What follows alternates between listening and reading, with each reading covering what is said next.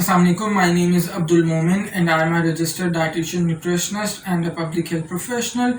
Right, so today we are going to talk about the basic reproduction number, and as I said in my yesterday's video, the concept of herd immunity is quite important because it is associated with the corona pandemic these days. So similar to the concept of herd immunity, the concept of basic reproduction number is also very important because this is again directly associated with different types of pandemics such as coronavirus.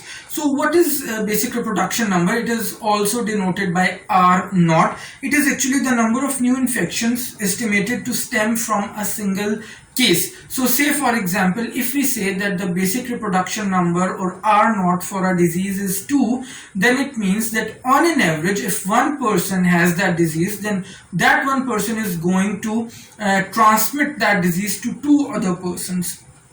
So that simply means that if the R naught or the basic reproduction number for a particular disease is more, then the disease spreads more rapidly, while on the other hand, if the R naught or the basic reproduction number for a disease is less, then the disease is going to spread in a slightly slower fashion. So what the scientists and epidemiologists have calculated up till now is that if the R naught for any disease is less than 1, then that means that the number of cases for that particular disease are shrinking, and the people can move back to the normal life. And on the other hand, if the R naught for any disease is greater than 1, then it means that the number of cases for that particular disease are growing, and definitely that particular society or that particular community needs some sort of lockdown. So R naught is extremely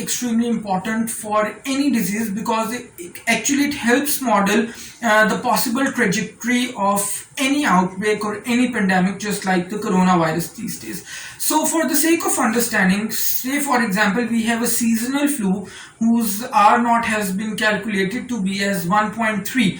So that means that, for example, if 1000 people get that particular flu, then they are going to infect 1300 people, because 1000 multiplied by 1.3 is 1300. Then if we multiply 1300 by again 1.3, that comes out to be as 1690, 1690.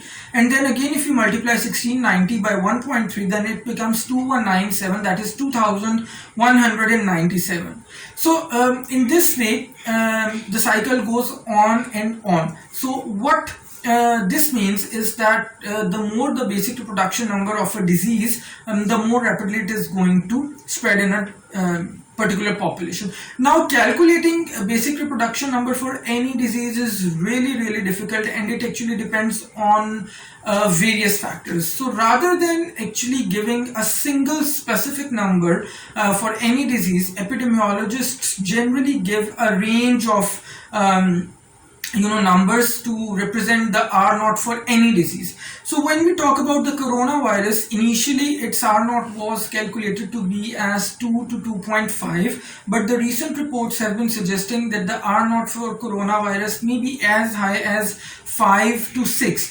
So say for example, taking the example of R naught of 5, so that means if 1000 people get coronavirus, then they are going to infect 5000 people, because 1000 into 5 is 5000, and then if you multiply 5000 by 5 again, then that becomes 25,000. And for the third generation, if you multiply 25,000 by 5, then it becomes 1,25,000. So that means that only 1000 people would be infecting 1,25,000 other people in a span of just 3 generations.